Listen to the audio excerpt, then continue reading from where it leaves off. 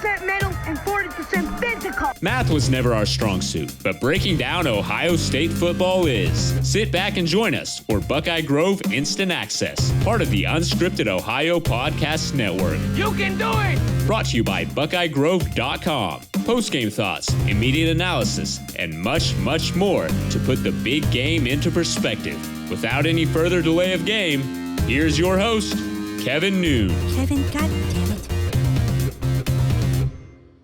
Hey, welcome to the BIA podcast. I am your host, Kevin Noon, and I am flying solo here on Monday as we record the BIA podcast. I want to get right into things. The most recent polls have been dropped for college football, the Week 4 polls, and Ohio State finds itself 6th in both polls.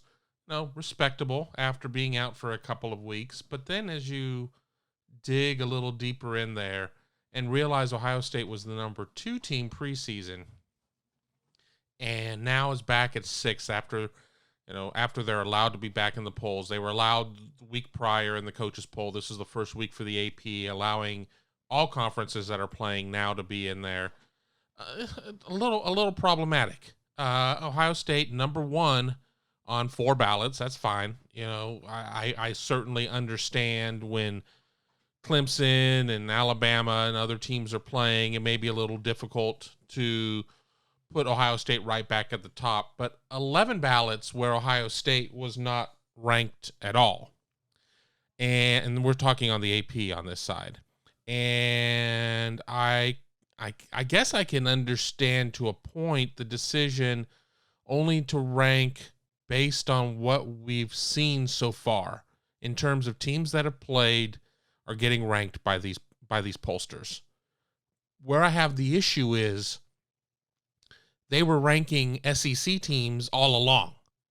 So obviously they made some sort of about face.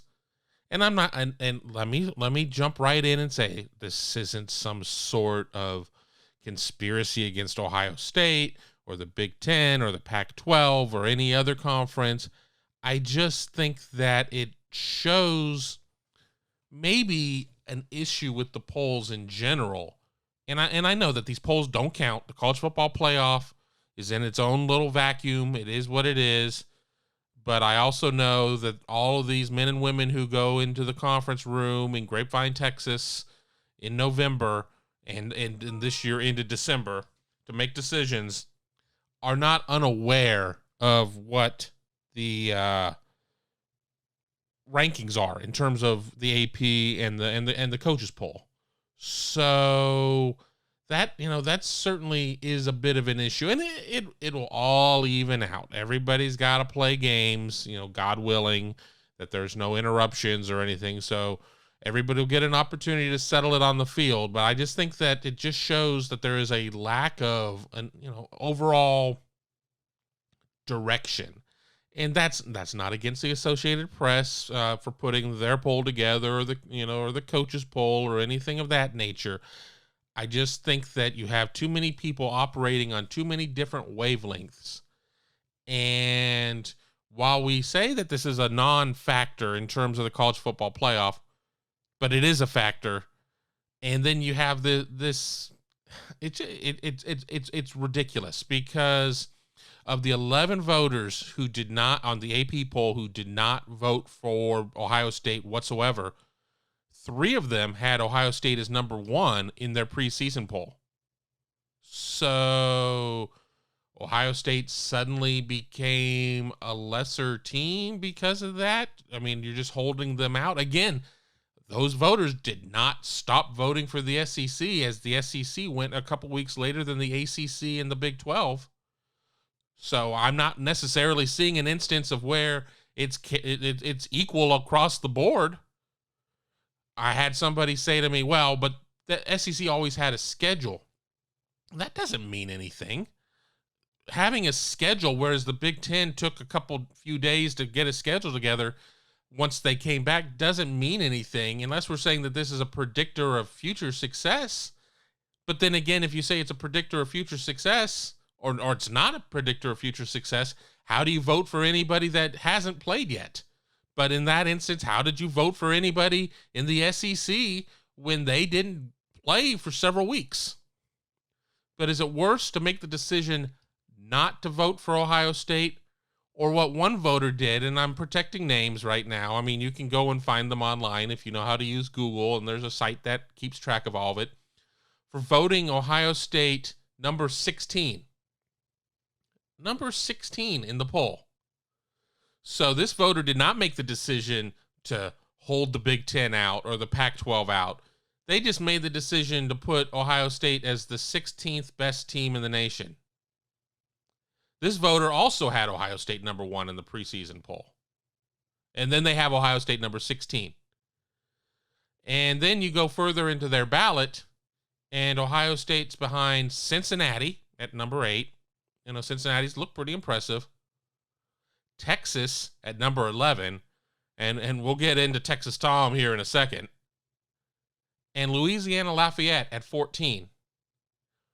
I love watching some Sun Belt football. It's been a lot of fun.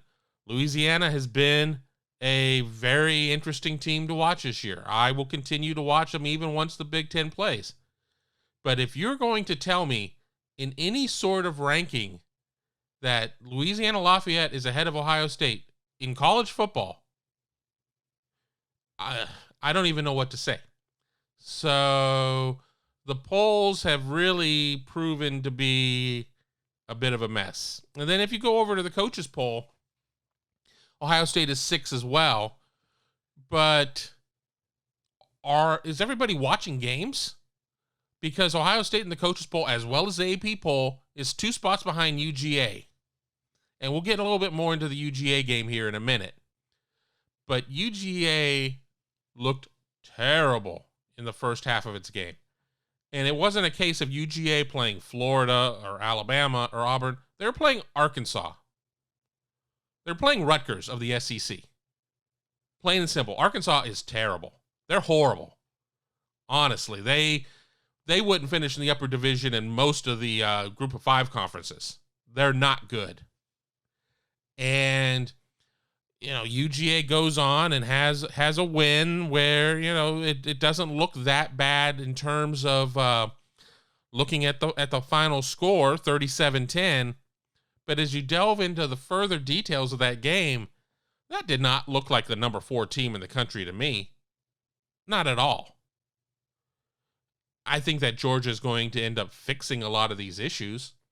I think that this game will be a bit of an anomaly. Then again, it might not be. And then, of course, again, there's time for everything to be fixed and altered and changed. And by the time you get to the college football playoff poll, you know, nobody's going to remember what the week 4 poll looks like. But you have coaches. And honestly, we know it doesn't necessarily mean it's the coaches. It's an assistant, and not an assistant coach. I mean, just a quality control guy, somebody like that, a director of football operations who oftentimes is filling out the ballot, and then maybe the coach looks at it or whatnot.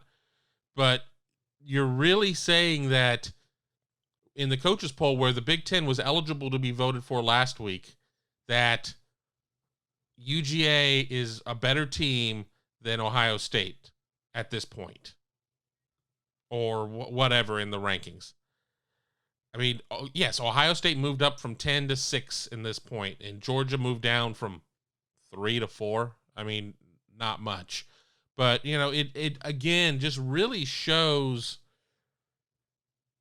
how much we love the polls and hate the polls, and I'm not even going to get into other types of polls, but, you know, they're flawed. They're flawed. It does create a good conversation point. We've talked about this for about 9 minutes and haven't even gotten to point 2 here in the show. So, you know, I'll be interested in your thoughts. For those of you who are members at Buckeye Grove, be sure to jump into the thread and that I post on the podcast and let me know your thoughts about the polls. But yeah, I don't know. I don't get it, because again, as I said, they never stopped ranking the SEC at any point. Even though the SEC did not take a pause, they always were set to play in the end of September, couple weeks beyond those other conferences. But nobody ever stopped voting for these teams. Alabama in the preseason poll was fourth or better on all but two polls, or all but two ballots. One voter had him fifth. One voter had him sixth. After week 1, Alabama has been no lower than fourth. Alabama didn't play the first several weeks.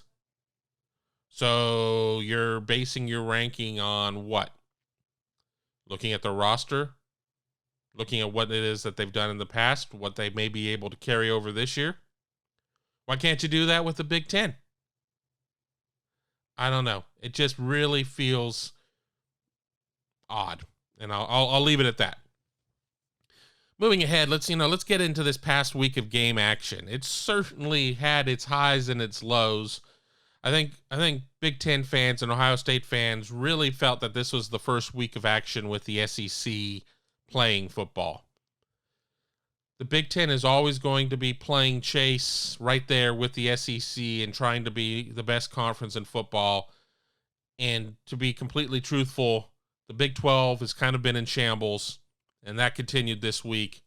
And the ACC is Clemson, and then maybe one other team. Miami's certainly vying for it, but I'll tell you in a minute why not to completely buy on Miami yet. But, let's get to the biggest game of the week.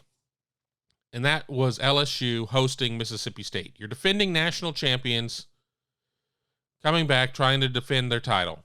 And for the sake of full disclosure, they have been decimated with departures.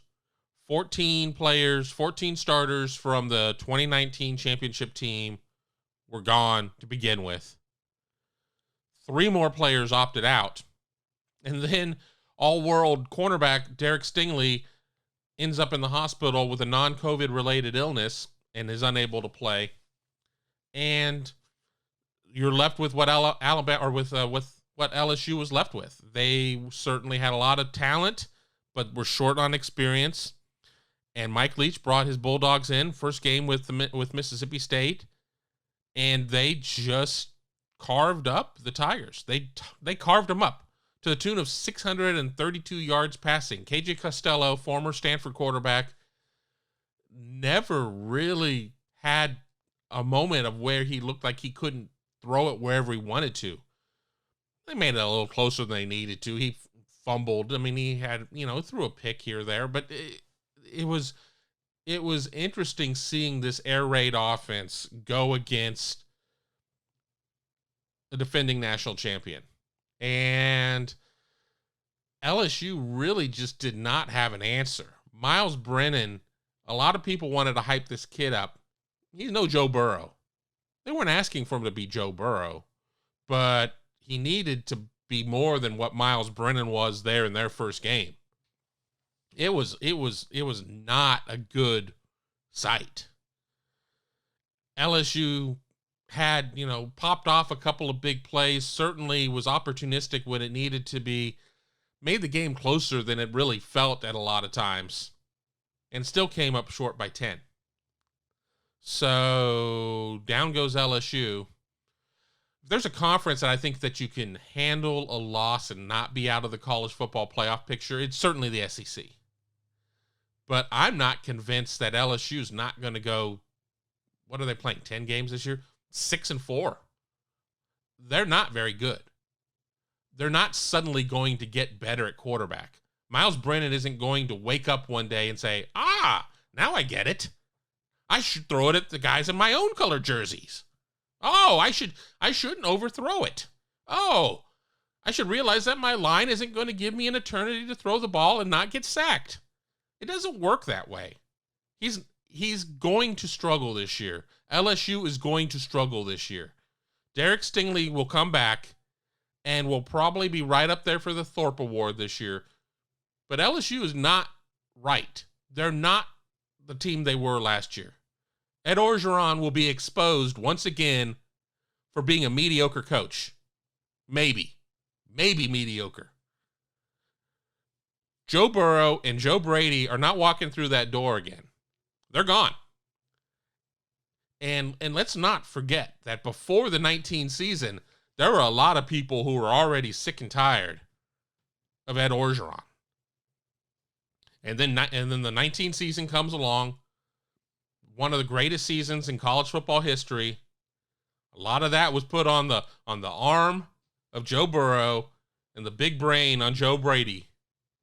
They're gone, and Ed Orgeron is going to once again show that he's meh as a coach. He's not that good. LSU is going to be able to recruit well because flagship school down in a very talent-rich area.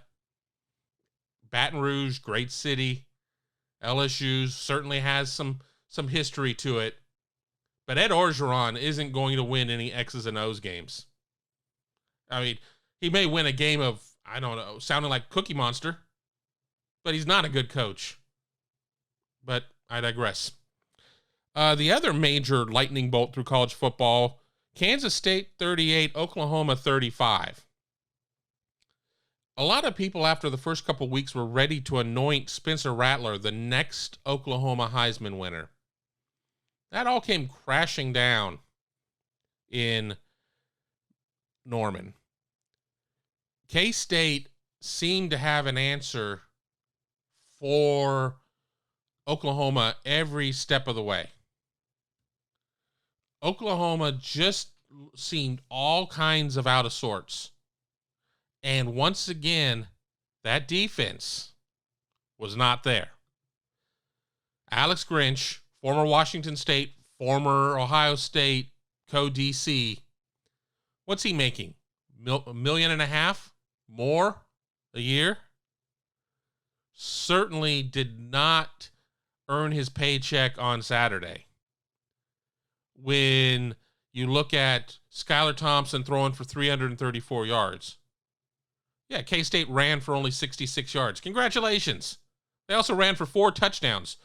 Thompson, 3 of them on keepers. They didn't need to be highly prolific in the pass game or in the run game. They were sharp in the passing game. 18 of 25, 334, and 1 touchdown. But when you look at they couldn't stop them. Couldn't stop K-State on offense. And Oklahoma's offense, let's get on Lincoln Riley here while we're at it. Spencer Rattler, 3 picks.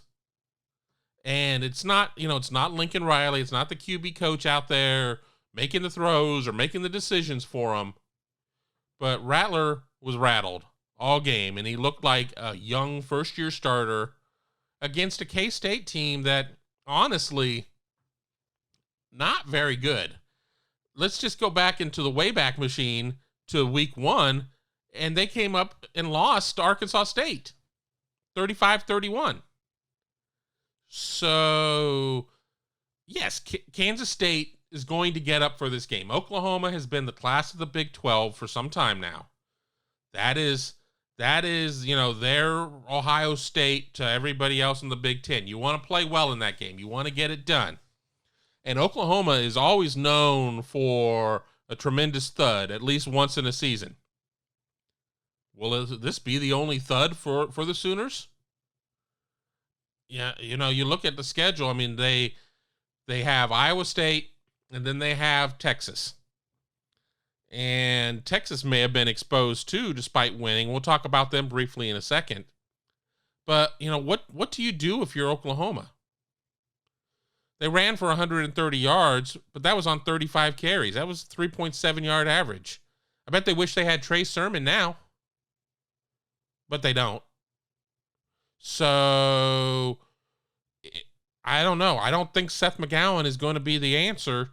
13 carries for 73 yards, about 5.5 yards a carry. TJ Pledger, also 13 carries, a much worse day. 41 yards, 3.2 yards. They combined for 1 touchdown. When the leading receiver in terms of yardage is Drake Stoops, sure, he's a fine athlete. Certainly has a famous last name, has a famous dad. But why wasn't a guy like Theo Weiss used more in that game? Why wasn't he targeted more? They have a depth of talent at receiver, and just have a real hard time. And yes, if we really break down the facts, Drake Stoops, 93 yards. There's a 51-yarder in there. That's obviously going to affect the numbers. But I don't understand where this disconnect was. And, I think that the Big 12 is in trouble. Even before the Big 10 or Pac-12 come back. I'm not convinced that if the Big 10 and the Pac-12 weren't playing, that the SC or the Big 12 champion, based on whatever their record would be, of what we know now, would get into the playoff. I mean, this could have been the SEC and ACC Invitational if Notre Dame is able to play Clemson well or whatever happens there. But I don't know. Let's jump to this Texas Tech game. Texas was all but done, and you have to give them some credit for coming back and winning this one, because apparently Texas Tech thought it was about a 57-minute game. But is Texas legit? I don't know. They like to say that they're back, and then it all falls apart. Alan Bowman for Texas Tech throws for 5 touchdowns, so 325 yards, but 3 costly interceptions. Sam Ehlinger, 27 for 40, 262. He had 5 touchdowns as well. But you really have to realize his biggest impact came probably in the final 3 minutes of the game and then overtime. I just, honestly, if Texas would have lost, you could have just completely scratched the Big 12 out at that point. Completely scratched them out. Texas is still undefeated at this point. They're probably fraudulent. But if they go in and they win it out, if they run their table, they'll be there. But if they fall along the way, as they've proven that they're very capable of doing, whether it be Oklahoma, Oklahoma State, I don't know. I don't have their schedule in front of me. Just with some of the prestige that conference has lost this year, based on losses to the Sun Belt, I don't know how you make an argument to put a Big 12 team in there.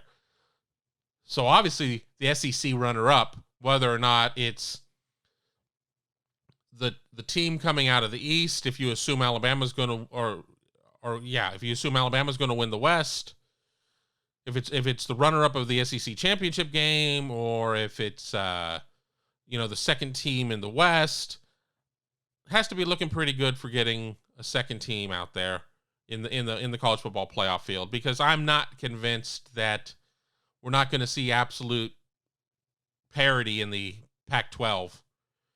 Oregon, far and away, should be the best team on paper, and they have multiple opt-outs. Multiple. That's going to bring them back down to the Pac. I'm not convinced that the Pac-12 is going to be able to produce a playoff team. So it'll be interesting. Hitting on a couple games quickly in a lightning round. UGA wins 37-10 over Arkansas. I've already given you my thoughts on Arkansas. Rutgers-esque. Dwan Mathis, the former Ohio State commit. Rough game. 8-17. Something like 55 yards. Throws a pick. Gets benched. That game's 7-5 for a while.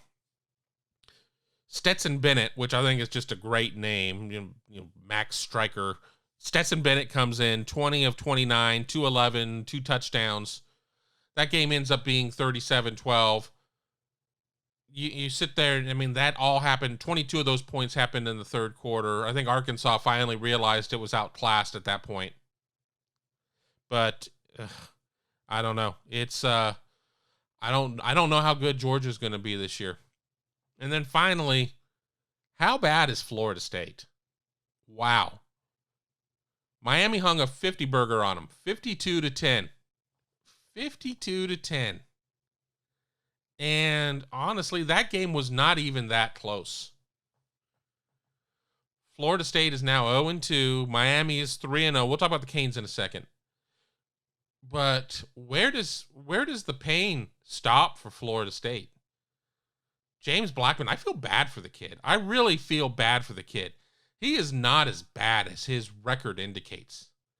That offensive line for Florida State is disgustingly bad. And that's not this one player isn't getting it done or that one player isn't getting done. That whole unit, the coaching there, it's just not good. The kid, I think if you put James Blackman put him behind Miami's offensive line, he's going to be better than 16 to 26 for a $120. He's going to have better than a 29 QBR. I tell you that. So you can't necessarily put it all there, but the Noles, it's just not going to get any easier for them. When Jimbo Fisher left town, I think he left the stove on or something like that, and the house caught on fire. Willie Taggart wasn't the answer. We really don't know enough about Mike Norvell, who has been separated from the team after a COVID diagnosis. But what's next for these guys? Jacksonville State's up next. If they don't win that game, just pack it in. It's over. It's over. But let's assume they win that game against an FCS team. Then they go to Notre Dame. And then they host UNC. Those are two top 25 teams. Those are two top 15 teams. I think if in the 8 quarters of football between Notre Dame and North Carolina, I think you're going to see something along the lines of 90 to 17 combined scoring. Notre Dame and Carolina will combine for about 90. And the Noles will combine over those 8 quarters for about 17 points. So you're going to be looking at a team that's 1-4, and it's just not really going to get much better. At Louisville versus Pitt, at NC State. Oh, and then November 21st, Clemson. At least that game's in Tallahassee. I mean, I think that's going to be a name your score game. And then they close out against UVA and Duke. What are we looking at here? A 2-win season? A 3-win season? How much are they paying out in buyouts right now? I'm not saying it would be right to get rid of Mike Norvell at this point, but I guarantee you that the boosters are going to see this team taking a step backward and aren't going to be very happy. How long of a leash do you get there? 2 years? Honestly, a coach should get 4, in my opinion. You should get 4 years, especially in a major rebuild situation like this one. Florida State has a couple of dudes. Marvin Wilson is one, and then maybe a couple others. But, they have a couple of guys, and then they need to turn a lot of stuff over because it is just not right there. They're just not right. They need to completely rebuild that offensive line. They need to, I don't know, they need to do something because it isn't going to get any better. And then quickly with Miami, are the Canes back, or is it that they've just beat up on a bunch of tomato cans? Wins against UAB, at Louisville, and now FSU. I'm not going to say that it's necessarily murderer's row that they've gone through. Louisville's ranked because the Big Ten and Pac-12 aren't in there, but honestly, they're not a top 25 team. Not at all. They're off this week, and then they're at Clemson, October 10th. And I think we're going to learn a lot about this ACC race at that point. I don't think this is going to be much of a game. I honestly think that Clemson is going to boat race Miami. Clemson has been the gold standard of the ACC for many years now. They know how to win games.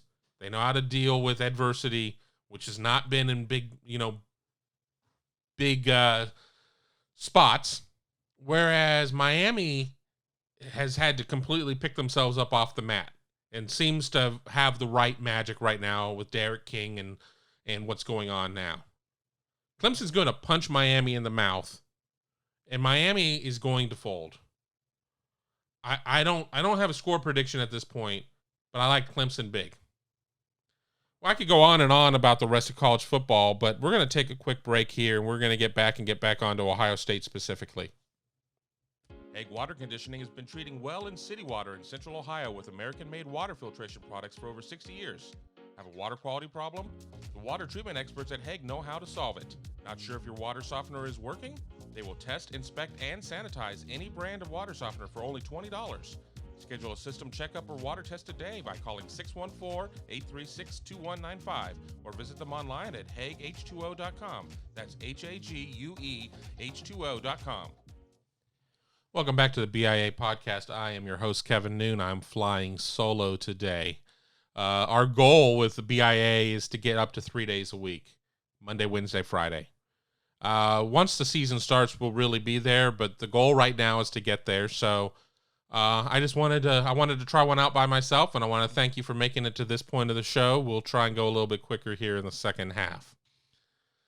Interesting news came out this week about Justin Fields taking on a vegan lifestyle. He's certainly not the image of the first person that comes to mind for me when I think of what a vegan would look like. You know, he is one of the top players in college football. Honestly, a Heisman caliber quarterback. You know, big, strong, has everything going for him. And at risk of pissing off the vegans out there who are listening to this, I kind of see a lot of vegans fall into the categories of either they're the people that have a lot of health concerns and have the vegan lifestyle thrust upon them. I think you have the group that is very concerned about animal welfare, and I'm picking my words carefully here, that are concerned about animal welfare and to live a cruelty-free lifestyle decide not to eat meat. And then I just think that you have maybe some people who are a little directionless and just want to try something out. So Justin Fields doesn't fit in any of those. I did read a story this morning out of The Athletic by, I believe it was Bruce Feldman and Bill Landis contributed, about how Justin Fields' vegan lifestyle started, and it was a 28-day challenge from within the family to just try this out and see what it was all about. And, Justin gets to the end of it and is feeling really good. So you just have to wonder how many people are going to see this and read this and hear about it and be like, well, how? I'm gonna try this. I honestly could stand to drop a couple 40, 50 pounds. I like steak too much. There's just no way that I could be there. They could sit there and prove to you that if you were on a vegan lifestyle, you'll win the lottery. And I probably still couldn't bring myself to do it. I'll be interested to see if any other players on Ohio State go to more of a plant-based lifestyle and how nutrition will work at Ohio State once we're fully go in terms of, and I'm not even sure at this point how meals are being provided. I know I was over at the Woody a couple weeks ago, and they had tents outside and in what is the players' parking lot, and players were eating out there. Not sure what's happening with this state-of-the-art kitchen that they have on the second floor of the Woody Hayes facility, but I'll be curious to see if anybody else is able to do that. One player to keep away from that, though, would be Nick Petit-Frere, who's fought long and hard to maintain weight. You need to keep that weight on him. But there might be some other players that go that route. I don't know, but I'm glad that this isn't something being mandated to Ohio State reporters, because I would fail miserably at it. We're going to wrap up with Buckeyes in the NFL and maybe just an I don't even know. I can't even think of the right words. It's just a horrible situation in terms of injuries to former Ohio State players. Chase Young left the Washington football team game with, I guess, a groin injury, and we'll kind of see what his status is. Mike Thomas didn't play for the Saints. He's still dealing with a high ankle sprain. That was his second game missed. And then you have injuries to guys like Nick Bosa, Draymond Jones, Paris Campbell, Malik Hooker. I'm sure there are more on the list. Those are the ones coming off the top of my head. You have to wonder if there's a direct correlation from not having preseason games, not being able to go at full speed in smaller doses in lower leverage situations, that has something to do with even some of these injuries. They're going to be injuries that are just, unavoidable, that just something structural or whatever, and it's going to happen. It's just a matter of when and how. And then there's some that you just wonder if a different training regimen would have been different. I don't know. I'm not a medical doctor. But it's certainly a continuing trend, and it's not just something centered around former Ohio State players. There are a lot of injuries out there right now, and the best I can come up with is that I think 4 preseason games is too many, way too many. There's never needed to be 4 of them, but 2, 1, but 2 I think would be fine. I think it would be fine in terms of giving coaches the opportunity to go through their entire rosters and be able to make cuts better in terms of maybe your lower round draft picks, your undrafted free agents or whatnot, but you were really operating off of a limited amount of practices and a limited amount of contact. And I don't know, I don't ever watch Hard Knocks on HBO and say, well, this is a perfect indication of what camp looks like. I know it's not. But it just really seems like there were a lot of limitations out there. And I'm praying that we don't see these injuries continue, because it's just so unfortunate.